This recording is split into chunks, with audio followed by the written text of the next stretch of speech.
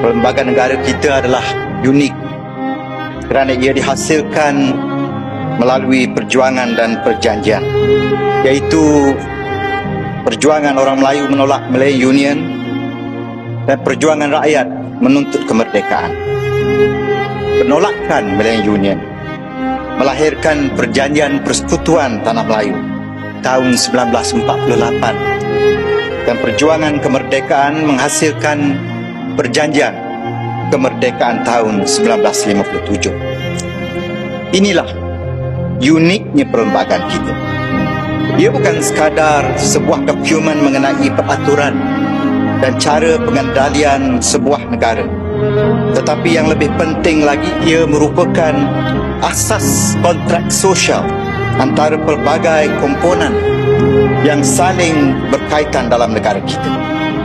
Kontrak sosial itu ialah antara orang Melayu sebagai kaum pribumi dengan kaum pendatang, antara raja dan rakyatnya, dan antara negeri-negeri yang berdaulat dengan persekutuan.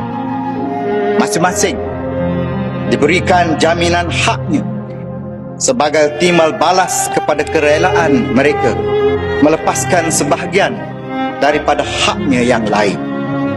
Orang Melayu mendapat hak keistimewaan orang Melayu, jaminan kedudukan agama Islam, bahasa Melayu, tanah rizab Melayu dan hak-hak yang lain. Orang bukan Melayu mendapat jaminan hak mengamalkan adat resam, bahasa dan agama masing-masing, di samping hak mereka yang terpenting sekali, iaitu hak kewarganegaraan untuk berkongsi hidup sebagai rakyat di bumi bertuah ini.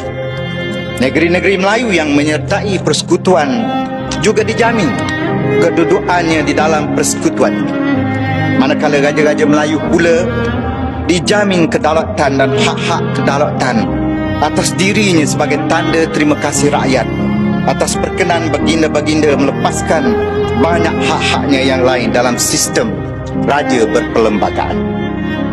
Rakyat menerima raja yang berdaulat sebagai payung keadilan, ketua agama Islam, pendokong adat istiadat orang Melayu, simbol ketuanan Melayu, dan pemelihara keadilan bagi masyarakat berbilang kaum. Perihal pentingnya kedudukan kedaulatan raja-raja Melayu ini dicerminkan melalui susunan perlembagaan itu sendiri. Perkara 181/1 dan 181/2 yang berada di bawah klausa dengan izin Saving for Rulers